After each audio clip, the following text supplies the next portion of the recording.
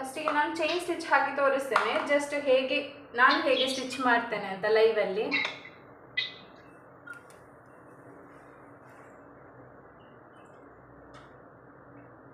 ಫಸ್ಟಿಗೆ ಚೈನ್ ಸ್ಟಿಚ್ಚಿಗೆ ನಾವು ಯೂಸ್ ಮಾಡೋದು ಝರಿ ಥ್ರೆಡ್ ಪ್ಲಸ್ ಒಂದು ನಾಟ್ ಹಾಕೊಳ್ಳುವ, ಹೀಗೆ ಒಂದು ಗಂಟು ಹಾಕೊಳ್ಳುವ.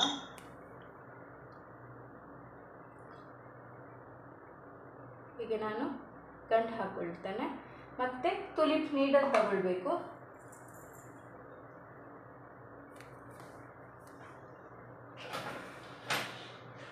Forty number tulip needle 0.5 mm ಅಂತ ಬರೆದಿರುತ್ತೆ. ಇದೇ ನೀಡಲ್ ಆಗಬೇಕು ಇದು, ಅಥವಾ 30 ನಂಬರ್. 40 ನಂಬರ್ ಬೆಸ್ಟ್ ನಿಮಗೆ ಯಾವಾಗಲೂ ಚೈನ್ ಸ್ಟಿಚ್ ಹಾಕಲಿಕ್ಕೆ. ಈಗ ನಾನು ಹೇಗೆ ಚೈನ್ ಸ್ಟಿಚ್ ಹಾಕ್ತೇನೆ ಅಂತ ನೋಡಿ. ಈಗ ನಾನು ಫಸ್ಟಿಗೆ ಸ್ಟ್ರೈಟ್ ಲೈನ್ ಚೈನ್ ಸ್ಟಿಚ್ ಹಾಕ್ತೇನೆ.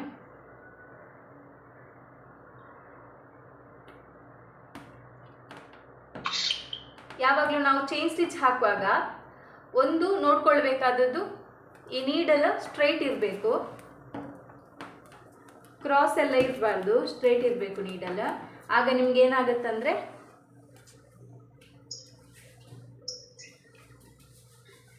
ನಿಮಗೆ ಹೀಗೆ ಮಾಡಿದರೆ ಥ್ರೆಡ್ ತಪ್ಪಿ ಹೋಗುತ್ತೆ ಕೈಯಿಂದ. ಸೊ ಹೀಗೇನಿದ್ರೆ ನಿಮಗೆ ಥ್ರೆಡ್ ತಪ್ಪಿ ಹೋಗೋದಿಲ್ಲ.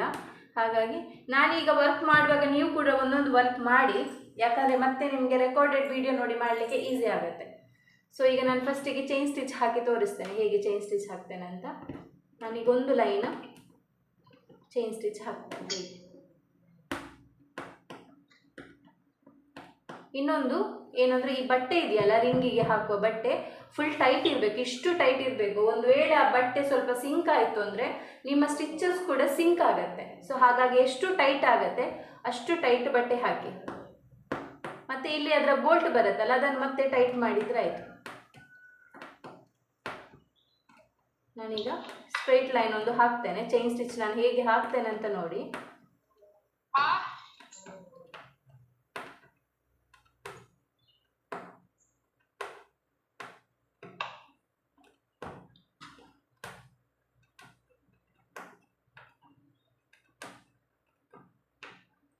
ಈಗ ನಿಮಗೆ ಸ್ಟಾರ್ಟಿಂಗ್ ಸ್ವಲ್ಪ ದೊಡ್ಡ ದೊಡ್ಡ ಚೈನ್ ಬರ್ಬೋದು, ಬಟ್ ಪರವಾಗಿಲ್ಲ. ಅದು ನಿಮಗೆ ಪ್ರಾಕ್ಟೀಸ್ ಆಗ್ತಾ ಆಗ್ತಾ ಚೈನ್ ಸ್ವಲ್ಪ ಚಿಕ್ಕದಾಗೇ ಬರುತ್ತೆ.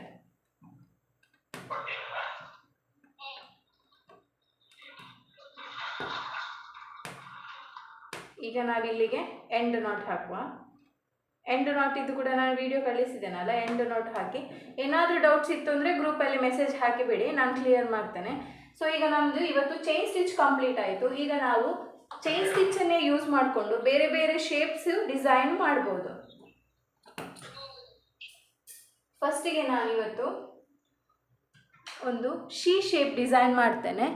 ಶೀ ಶೇಪ್ ಅಂದರೆ ಫಸ್ಟಿಗೆ ನಾನು ಶೀ ಶೇಪ್ ಡ್ರಾ ಮಾಡ್ಕೊಳ್ತೇನೆ. ಇಲ್ಲಿ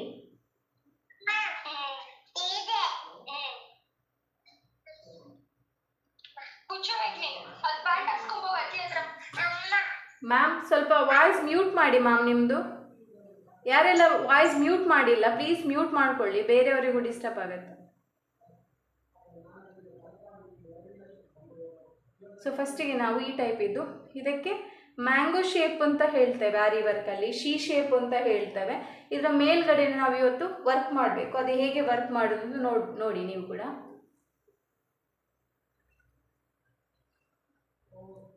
ಸೊ ನಾನೀಗ ಚೈನ್ ಸ್ಟಿಚ್ ಹಾಕ್ತೇನೆ.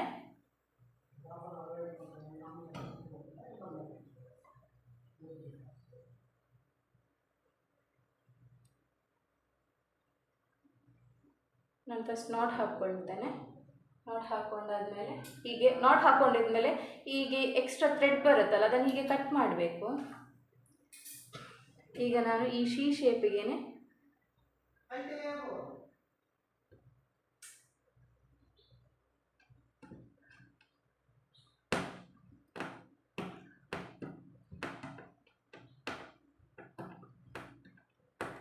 ಶೀ ಶೇಪ್ನ ಮೇಲ್ಗಡೆ ಹೀಗೆ ನಾನು ಒಂದು ಲೈನ್ ಚೈನ್ ಸ್ಟಿಚ್ ಕೊಡ್ತೇನೆ.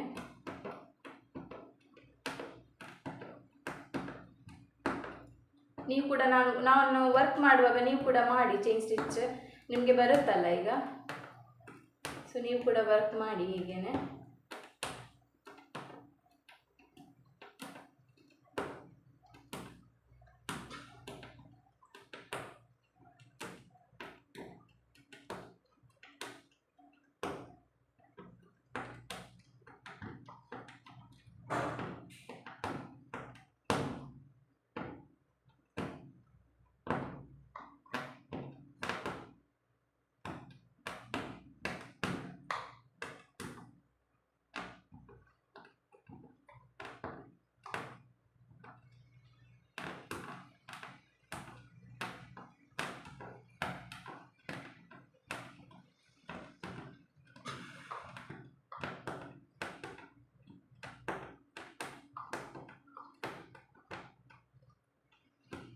ನೀವೀಗ ಆದಷ್ಟು ವರ್ಕ್ ಮಾಡಿ, ನಾನು ಮತ್ತೆ ರೆಕಾರ್ಡೆಡ್ ವೀಡಿಯೋಸ್ ಕೂಡ ಕಳಿಸ್ತೇನೆ.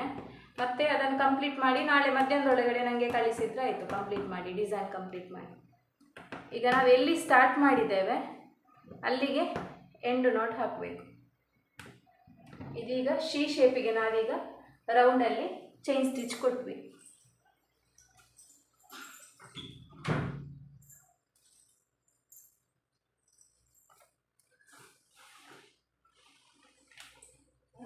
ಈಗ ನಾವು ಬೇಕು ಅಂತಂದರೆ 2 ಲೈನ್ ಕೊಡ್ಬೋದು.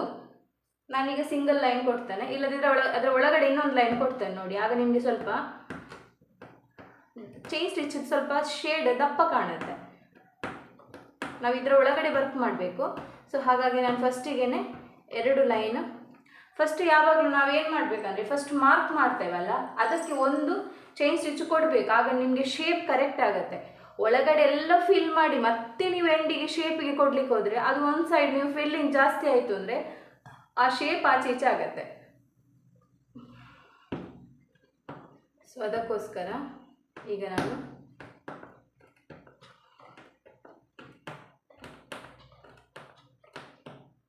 ಇದಕ್ಕೆ ಡಬಲ್ ಲೈನ್ ಚೈನ್ ಸ್ಟಿಚ್ ಕೊಡ್ತೇನೆ.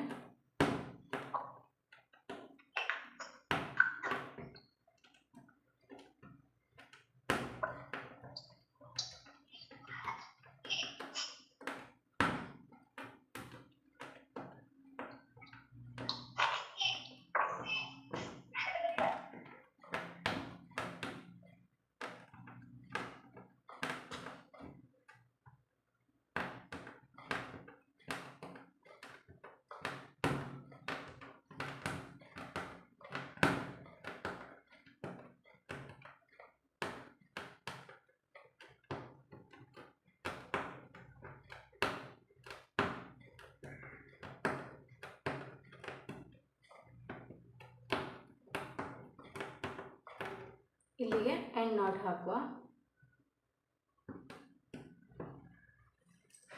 ಈಗ ಇದ್ರ ಒಳಗಡೆ ಏನು ಫಿಲ್ ಮಾಡಬೇಕು ಅಂತ ಗೊತ್ತಾಗದಿದ್ರೆ ಇದರ ಒಳಗಡೆ ನಾವು ಹೀಗೆ ಚೆಕ್ಸ್ ಡಿಸೈನ್ ಮಾಡಬೇಕು. ಒಂದು ಸ್ಕೇಲ್ ತಗೊಂಡು ಹೀಗೆ ಸ್ಕ್ವೇರ್ ಮಾರ್ಕ್ ಹಾಕಬೇಕು. ಚಿಕ್ಕ ಚಿಕ್ಕ ಬಾಕ್ಸ್ ಮಾಡಬೇಕು ಹೀಗೆ.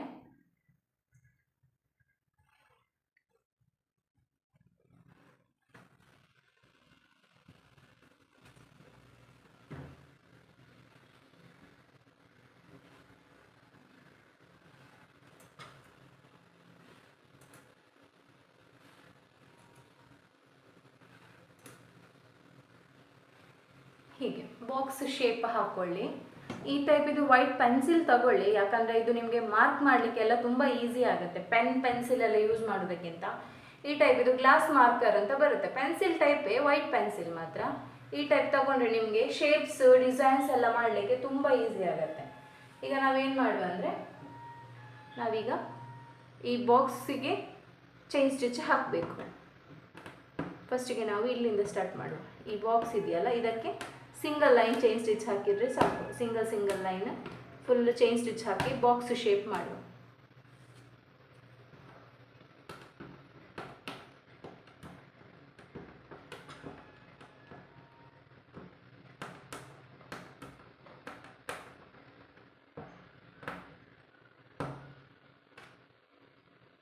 ಇಲ್ಲಿಗೆ ಎಂಡ್ ನಾಟು ಸ್ವಲ್ಪ ಚಿಕ್ಕದು ಹಾಕಲಿಕ್ಕೆ ಟ್ರೈ ಮಾಡಿ. ಈಗ ಸೆಕೆಂಡ್ ಲೈನ್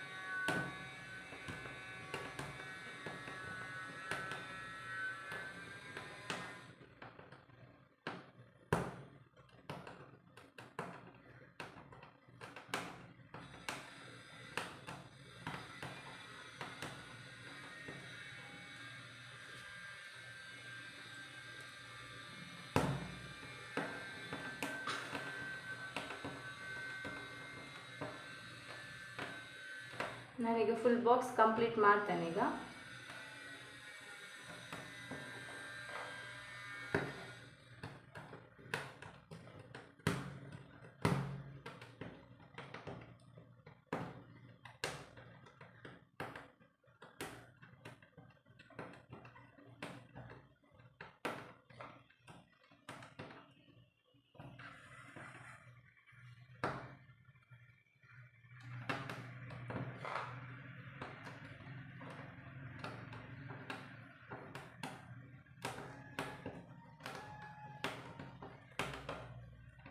ನನಗೆ ನಾಳೆ ಮಧ್ಯಾಹ್ನದೊಳಗಡೆ ನೀವು ಮಾಡಿ ಕಳಿಸ್ಬೇಕು ವರ್ಕ್. ಯಾರು ಸ್ಕಿಪ್ ಮಾಡಬೇಡಿ.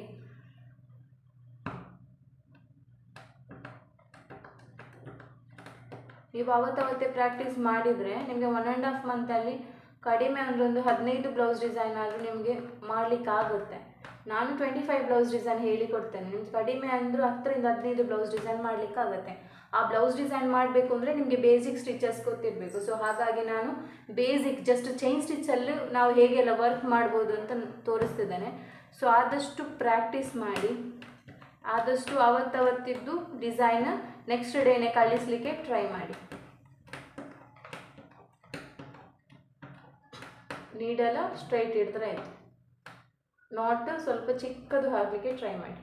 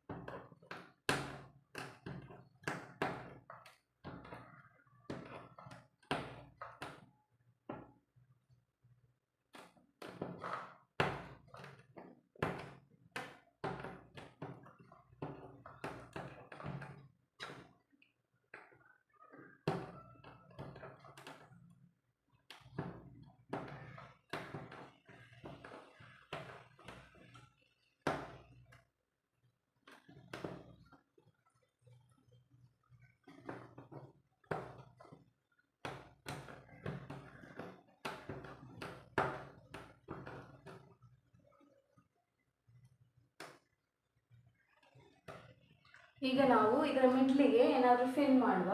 ನಿಮ್ಮ ಹತ್ರ ರೌಂಡ್ ಸ್ಟೋನ್ ಇರಬೇಕಲ್ಲ, ಈ ಟೈಪ್ ಇದು ರೌಂಡ್ ಸ್ಟೋನು, ಈ ಟೈಪ್ ಇದು ರೌಂಡ್ ಸ್ಟೋನ್ ತಗೊಳ್ಳಿ. ಸ್ವಲ್ಪ ಗಮ್ ತಗೊಳ್ಳಿ. ಗಮ್ ತಗೊಂಡು ಈ ಸ್ಟೋನ್ನ ನಾವು ಅದರ ಒಳಗಡೆ ಸ್ಟಿಕ್ ಮಾಡುವ. ನಿಮ್ಮ ಹತ್ರ ಯಾವ ಟೈಪ್ ಇದ್ದು ಸ್ಟೋನ್ ಕಲರ್ ಇದ್ದರೂ ಓಕೆ. ಇದರ ಒಳಗಡೆ ನಾವು ಸ್ಟಿಕ್ ಮಾಡಬೇಕು ಗಮ್ ಹಾಕಿ. ಈ ಬಾಕ್ಸ್ ಫುಲ್ ಬಾಕ್ಸ್ನೊಳಗಡೆ ಸ್ಟಿಕ್ ಮಾಡಿ ಸ್ವಲ್ಪ ಸ್ವಲ್ಪ ಗಮ್ ಹಾಕಿ.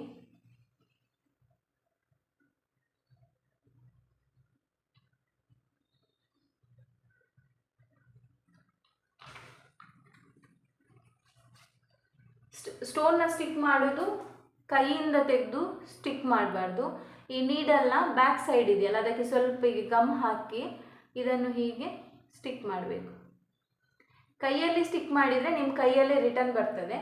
ಸೊ ಅದಕ್ಕೋಸ್ಕರ ಹೀಗೆ ಸ್ವಲ್ಪ ನೀಡಲ್ನ ಬ್ಯಾಕ್ ಸೈಡಿಗೆ ಗಮ್ ಹಾಕಿ ಹೀಗೆ ಒಂದೊಂದು ತೆಗೆದು ಸ್ಟಿಕ್ ಮಾಡ್ಬೋದು. ಅದು ನಿಮಗೆ ಈಸಿ ಆಗುತ್ತೆ. ಮತ್ತು ಇನ್ನೊಂದು, ಸ್ಟೋನ್ ವರ್ಕ್ ಯಾವಾಗಲೂ ಮಾಡುವುದಾದರೆ ನೆಕ್ಸ್ಟ್ ಈಗ ಸ್ಟೋನಿಗೆ ವರ್ಕ್ ಮಾಡಲಿಕ್ಕೆ ಇತ್ತು ಅಂದರೆ ಏನು ಮಾಡಬೇಕಂದ್ರೆ ಸ್ಟೋನ್ ಫುಲ್ಲು ಡ್ರೈ ಆಗಬೇಕು. ಆಮೇಲೆ ನೀವು ಸ್ಟೋನ್ನ ಮೇಲ್ಗಡೆ ವರ್ಕ್ ಮಾಡಲಿಕ್ಕೆ ಸ್ಟಾರ್ಟ್ ಮಾಡಬೇಕು. ಇಲ್ಲಾಂದರೆ ಡ್ರೈ ಆಗದೆ ಮಾಡಬಾರ್ದು. ಅದು ಒಮ್ಮೆ ಸ್ಟೋನ್ ಹೋದರೆ ಏನಾಗುತ್ತೆ ಅಂದರೆ ಸ್ಟೋನ್ ಎದ್ದೋಗುತ್ತೆ. ಅದ್ರ ಒಳಗಡೆ ಸಿಲ್ವರ್ ಕಲರ್ ಉಂಟಲ್ಲ ಅದು ಇಲ್ಲಿಗೇನೆ ಸ್ಟಿಕ್ ಆಗಿರುತ್ತೆ. ಸೊ ಹಾಗಾಗಿ ಸ್ಟೋನ್ ಫುಲ್ಲು ಡ್ರೈ ಆದಮೇಲೆ ಯಾವುದೇ ವರ್ಕ್ ಆದರೂ ಮಾಡಬೇಕು. ಇಲ್ಲದಿದ್ದರೆ ವರ್ಕ್ ಎಲ್ಲ ಆದಮೇಲೆ ಎಂಡಿಗೆ ಸ್ಟೋನ್ ಸ್ಟಿಕ್ ಮಾಡಬೇಕು.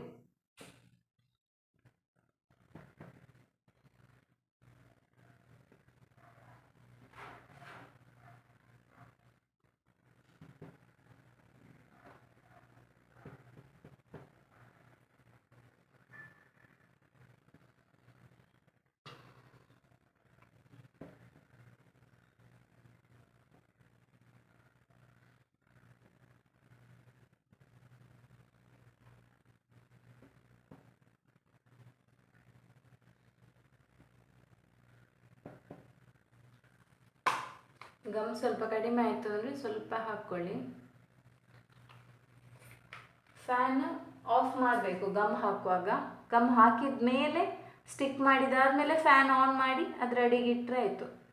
ನೀವು ಗಮ್ ಫುಲ್ ಹೀಗೆ ಹಾಕಿ ಫ್ಯಾನ್ ಆನ್ ಇಟ್ಟರೆ ಗಮ್ ಫುಲ್ ಡ್ರೈ ಆಗುತ್ತೆ ಸ್ಟೋನು ಸ್ಟಿಕ್ ಮಾಡೋದಕ್ಕಿಂತ ಮುಂಚೆ.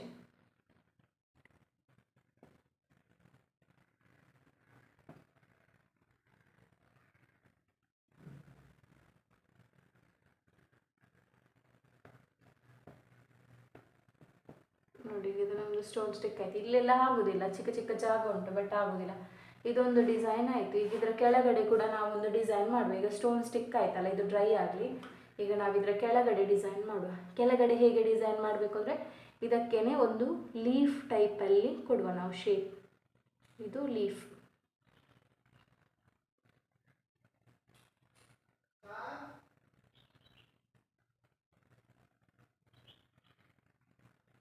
ಹೀಗೆ ಲೀಫ್ ಶೇಪ್ ಸ್ವಲ್ಪ ನೀಟಾಗಿ ಕೊಟ್ಟರೆ ಮತ್ತು ಇದಕ್ಕೆ ನಾವೀಗ ಔಟರ್ ಲೈನಿಗೆ ಚೈನ್ ಸ್ಟಿಚ್ ಕೊಡಬೇಕು ಲೀಫಿಗೆ.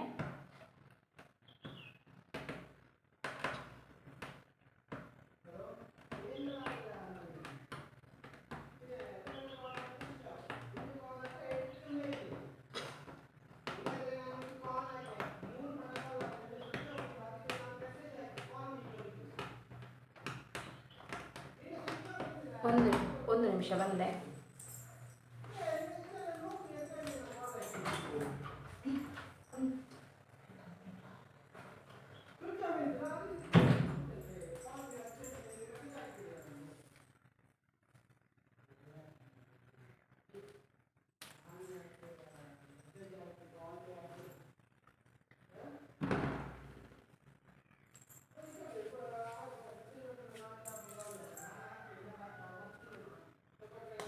ಈಗ ನಾನು ಇದನ್ನೇ ಲೀಫು ಕಂಪ್ಲೀಟ್ ಮಾಡ್ತೇನೆ.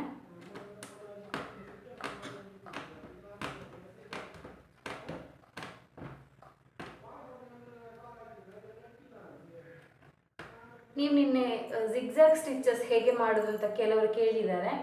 ಅಂದರೆ ನಾನು ವೀಡಿಯೋಸ್ ಕಳಿಸಿದ್ದೇನೆ ಬಟ್ ಅದರಲ್ಲಿ ಜಿಗ್ಜಾಗ್ ಇದು ತೋರಿಸಿಲ್ಲ, ಕಾಣಬೇಕು. ಜಿಗ್ಜಾಗ್ ಸ್ಟಿಚಸ್ ಏನಿಲ್ಲ, ನೀವೀಗ ಚೈನ್ ಕೊಡ್ತೀರಲ್ಲ, ಚೈನ್ನ ಒಮ್ಮೆ ಹೀಗೆ ನೋಡಿ, ಚೈನ್ ಒಮ್ಮೆ ಲೆಫ್ಟಿಗೆ ರಿಟರ್ನ್ ಚೈನ್ ತೊಗೊಳ್ಬೇಕು, ಒಮ್ಮೆ ರೈಟಿಗೆ, ಹೀಗೆ ಇದರ ಮೇಲ್ಗಡೆನೆ ನೋಡಿ ಈ ಟೈಪ್. ಒಂದು ಸಲ ಚೈನ್ ಹಾಕಿದ ಮೇಲೆ ಅದರ ಮೇಲ್ಗಡೆನೆ ಒಮ್ಮೆ ಲೆಫ್ಟಿಗೆ ಒಮ್ಮೆ ರೈಟಿಗೆ ಹೀಗೆ ಚೈನ್. ಇದಕ್ಕೆ ಹೇಳೋದು ಜಿಗ್ಜಾಗ್ ಸ್ಟಿಚಸ್ ಅಂತ. ಇದು ಹಾಕಿದರೆ ಸ್ವಲ್ಪ ದಪ್ಪ ಕಾಣುತ್ತೆ ಸ್ಟಿಚಸ್. ಇದು ಕೆಲವು ಡಿಸೈನ್ ಮಾಡುವಾಗ ಬೇಕಾಗ್ತದೆ.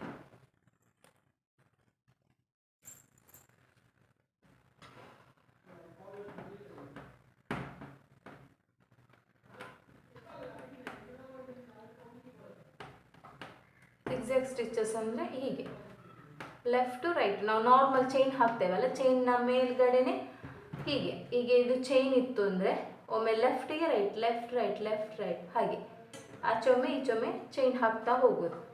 ಈಗ ನಾನು ಇದಕ್ಕೆ ಕೂಡ ಜಿಗ್ಜಾಗ್ ಸ್ಟಿಚಸ್ ಕಂಪ್ಲೀಟ್ ಮಾಡ್ತೇನೆ. ಸ್ವಲ್ಪ ಡಿಫ್ರೆಂಟ್ ಕಾಣುತ್ತೆ.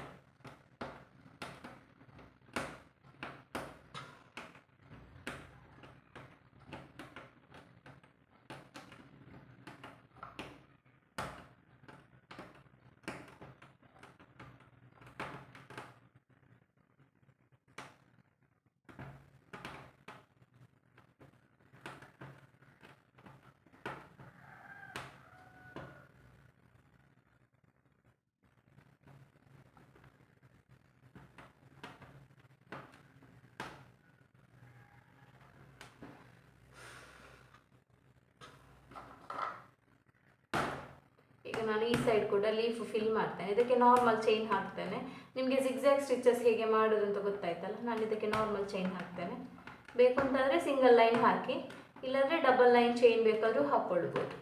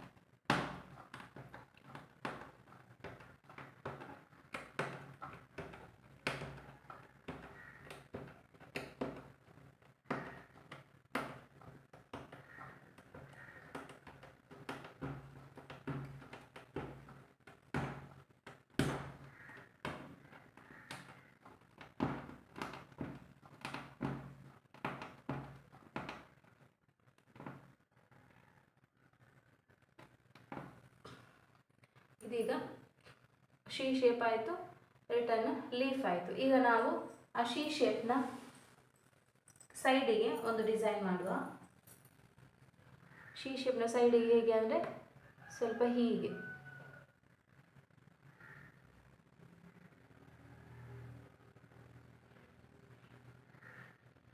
ನೀವು ಕೈಯಲ್ಲೇ ಡಿಸೈನ್ ಮಾಡಲಿಕ್ಕೆ ಟ್ರೈ ಮಾಡಿ. ಈಗ ಸ್ಟಾರ್ಟಿಂಗ್ ಸ್ವಲ್ಪ ಆಚೆ ಈಚೆ ಆದರೂ ಪರವಾಗಿಲ್ಲ, ಬಟ್ ನೀವು ಕೈಯಲ್ಲೇ ಡಿಸೈನ್ ಮಾಡಲಿಕ್ಕೆ ಟ್ರೈ ಮಾಡಿದರೆ ನಿಮಗೆ ಮತ್ತು ಟ್ರೇಸಿಂಗ್ ಪೇಪರ್ನ ಅವಶ್ಯಕತೆಯೇ ಇರೋದಿಲ್ಲ.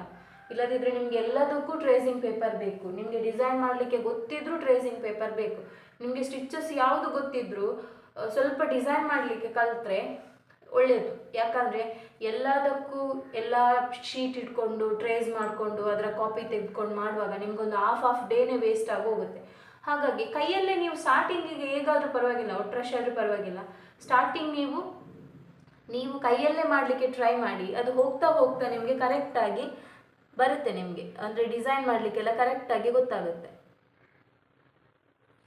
ಈಗ ನಾನು ಸ್ವಲ್ಪ ಈ ಟೈಪ್ ಡಿಸೈನ್ ಮಾಡಿದೆ. ನಾನು ಇದಕ್ಕೆ ಕೂಡ ಬೇಕು ಅಂತಾದರೆ ನಾವು ಇದು ಹಾಕ್ಕೋಬೇಕಾದ್ರೆ ಲೀಫ್ ಶೇಪ್ ಸ್ಟೋನ್ ಉಂಟಲ್ಲ, ಇದನ್ನು ನಾವು ಹಾಕುವ.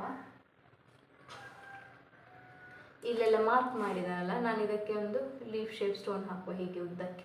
ಇದರ ಔಟರ್ ಲೈನಿಗೆ ನಾವು ಚೈನ್ ಸ್ಟಿಚ್ ಕೊಟ್ಟರೆ ಆಯಿತು. ಇದರೊಳಗಡೆ ಕೂಡ ಹಾಕಿಬಿಡಿ ಒಂದು ಸ್ಟೋನ್.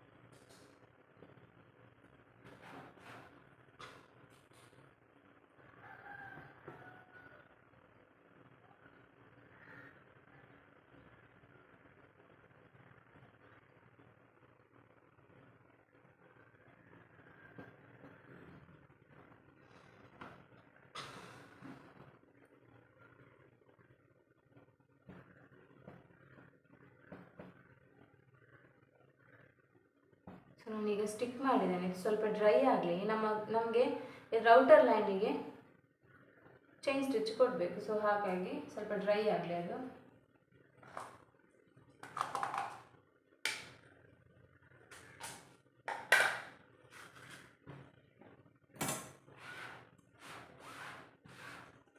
ನೀವು ವರ್ಕ್ ಮಾಡುವಾಗ ನಿಮ್ಮ ಬಟ್ಟೆ ಮೇಲೆ ತುಂಬ ಬೀಡ್ಸ್ ಸ್ಟೋನ್ಸ್ ಎಲ್ಲ ಹಾಕಿ ಅದೊಮ್ಮೊಮ್ಮೆ ಕೆಳಗೆ ಬೀಳುತ್ತಲ್ಲ, ಅದಕ್ಕೆ ನೀವೇನು ಮಾಡಬೇಕಂದ್ರೆ ಯಾವುದಾದ್ರೂ ಈ ಟೈಪ್ ಇದ್ದು ಬಾಯಿ ಮುಚ್ಚಳದಲ್ಲಿ ಇಡಬೇಕು. ಅಥವಾ ವೆಲ್ವೆಟ್ ಕ್ಲೋತ್ ಬರುತ್ತೆ, ವೆಲ್ವೆಟ್ ಕ್ಲೋತ್ ಈ ಚಿಕ್ಕ ಪೀಸ್ ವೆಲ್ವೆಟ್ ಕ್ಲೋತ್ ಬಟ್ಟೆ ಮೇಲೆ ಇಟ್ಟು ಅದರ ಮೇಲೆ ಬೀಡ್ಸ್ ಸ್ಟೋನ್ಸ್ ಎಲ್ಲ ಹಾಕಿದರೆ ಅದಷ್ಟು ಬೀಳಲ್ಲ ಕೆಳಗಡೆ. ಅದೇನೊಂದು ಕೆಳಗಡೆ ಒಂದು ಶಾಲ್ ಅಥವಾ ಟವಲ್ ಹಾಕ್ಕೊಳ್ಳಿ ನಿಮ್ಮ ರಿಂಗಿನ ಕೆಳಗಡೆ. ಯಾಕಂದರೆ ರಿಂಗ್ ಸ್ಟ್ಯಾಂಡ್ ಉಂಟಲ್ಲ, ಸ್ಟ್ಯಾಂಡ್ನ ಕೆಳಗಡೆ. ಯಾಕಂದರೆ ನಿಮಗೆ ಬೀಡ್ಸ್ ಒಂದು ವೇಳೆ ಕೆಳಗಡೆ ಬಿದ್ದರೂ ನಿಮ್ಮ ವರ್ಕ್ ಎಲ್ಲ ಆದಮೇಲೆ ಅದನ್ನು ತೆಗಿಬೋದು. ಇಲ್ಲ ನೆಲದಲ್ಲಿ ಬಿದ್ದರೆ ತೆಗಿಲಿಕ್ಕೆ ಕಷ್ಟ, ಬಟ್ ಯಾವುದಾದ್ರೂ ಬಟ್ಟೆ ಮೇಲೆ ಬಿತ್ತು ಅಂದರೆ ನಮಗೆ ತೆಗಿಬೋದಲ್ವಾ. ಸೊ ಹಾಗಾಗಿ ಮೆಟೀರಿಯಲ್ ಸ್ವಲ್ಪ ವೇಸ್ಟ್ ಆಗೋದು ಕಡಿಮೆ ಆಗುತ್ತೆ ಅಂತ. ಇದು ಫುಲ್ ಡ್ರೈ ಆಗಲಿ ಸ್ಟೋನು, ಮತ್ತೆ ವರ್ಕ್ ಮಾಡುವ, ಇಲ್ಲದಿದ್ದರೆ ಅದು ಎದ್ದು ಹೋಗುತ್ತೆ.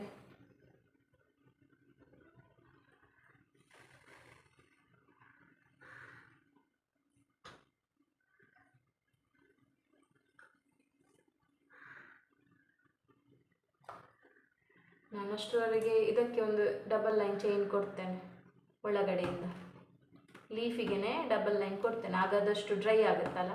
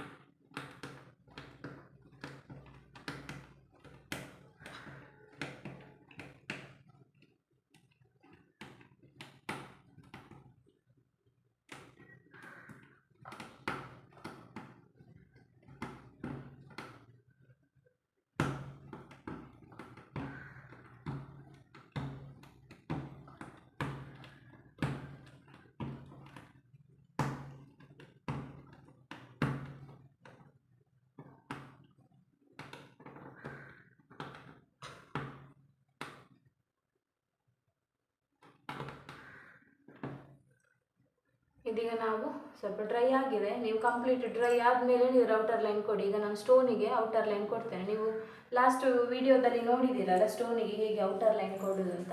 ಅದೇ ರೀತಿ ನಾವೀಗ ಔಟರ್ ಲೈನ್ ಕೊಡುವ. ಸ್ಟಾರ್ಟಿಂಗ್ ಇಲ್ಲಿಂದ ಸ್ಟಾರ್ಟ್ ಮಾಡಬೇಕು, ಎಂಡಿಂದ. ಈ ಶೇಪ್ ಇದ್ದು ಮಿಡಲ್ ಎಂಡ್ ಕೆಳಗಡೆ ಬರುತ್ತಲ್ಲ, ಅಲ್ಲಿ ಮಿಡ್ಲಿಂದ ಸ್ಟಾರ್ಟ್ ಮಾಡಬೇಕು. ಹೀಗೆ ಇದರ ಸುತ್ತಲೂ ಚೈನ್ ಸ್ಟಿಚ್ ಕೊಡಬೇಕು. ಸ್ಟೋನಿಗೆ ತಾಗಿಸಬೇಡಿ ಚೈನ್ ಸ್ಟಿಚ್ನ, ಸ್ವಲ್ಪ ದೂರದಿಂದಲೇ ಕೊಡಿ. ಆಗ ನಿಮಗೆ ಸ್ಟೋನ್ ಅಷ್ಟು ಎದ್ದು ಹೋಗುದಿಲ್ಲ, ಇಲ್ಲದಿದ್ದರೆ ಅದು ಹೋಗುತ್ತೆ ಸ್ಟೋನ್.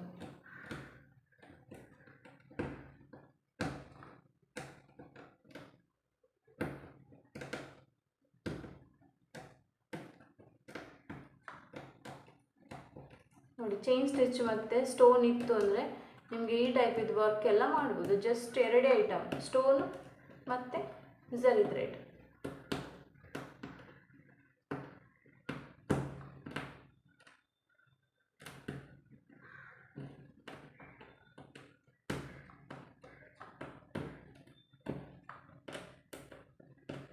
ನಿಮ್ಮ ಹತ್ರ ಯಾವ ಕಲರ್ ಸ್ಟೋನ್ ಇದೆ ಆ ಕಲರ್ ಯೂಸ್ ಮಾಡಿ.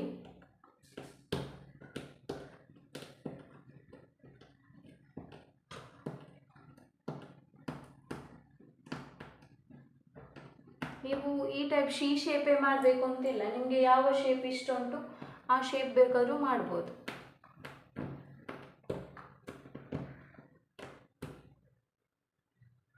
ಸ್ಟೋನ್ ಡ್ರೈ ಆಗದಿದ್ದರೆ ಹೀಗೆ ಏಳುತ್ತೆ ಅದು ನಾವು ಸ್ಟಿಚ್ ಮಾಡುವಾಗ. ಅದಕ್ಕಾಗಿ ಸ್ಟೋನ್ ಆದಷ್ಟು ಡ್ರೈ ಆಗಲಿ.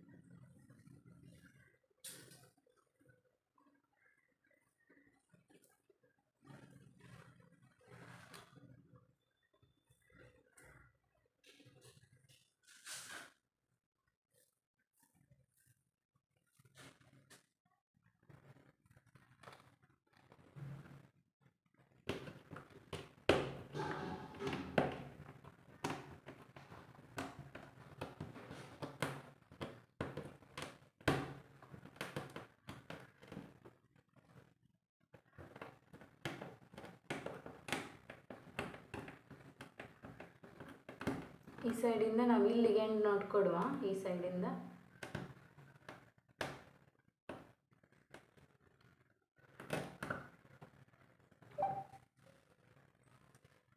ಈಗ ನಾವು ಈ ಸೈಡ್ ಬಾಕಿ ಇದೆಯಲ್ಲ ಇದಕ್ಕೆ ಕೂಡ ಸೇಮ್ ಚೈನ್ ಸ್ಟಿಚ್ ಕೊಡಬೇಕು ಔಟರ್ ಲೈನ್. ನಿಮಗೆ ಎಷ್ಟು ಚೈನ್ ಸ್ಟಿಚ್ ನೀಟಾಗಿ ಪ್ರಾಕ್ಟೀಸ್ ಆಗುತ್ತೆ ಅಷ್ಟು ನಿಮಗೆ ಬೇರೆ ವರ್ಕ್ ಮಾಡಲಿಕ್ಕೆ ಈಸಿ ಆಗುತ್ತೆ.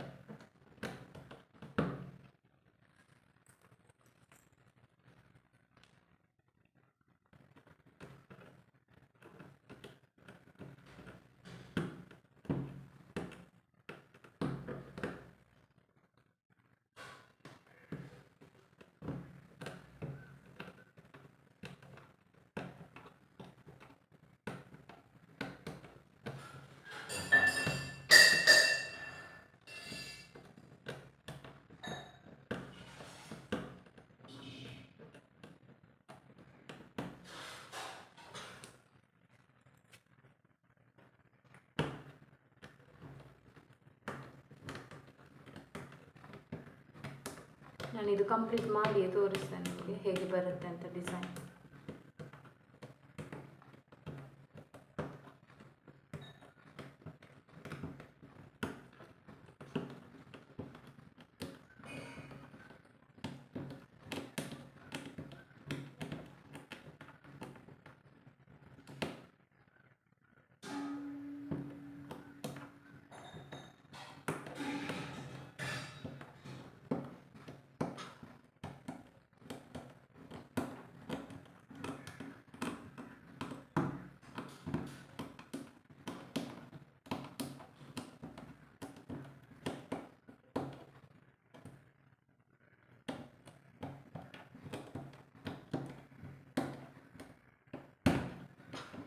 ಇಲ್ಲಿಗೆ ಏನು ಮಾಡುವ, ಈಗ ನೋಡಿ ನೀವು ಡಿಸೈನ್ ಎಷ್ಟು ಗ್ರ್ಯಾಂಡಾಗಿ ಕಾಣ್ತಾ ಉಂಟು. ಸ್ಟೋನ್ಸ್ ಮತ್ತು ಖಾಲಿ ಝರಿ ಥ್ರೆಡ್ ಮಾತ್ರ ಯೂಸ್ ಮಾಡಿರೋದು.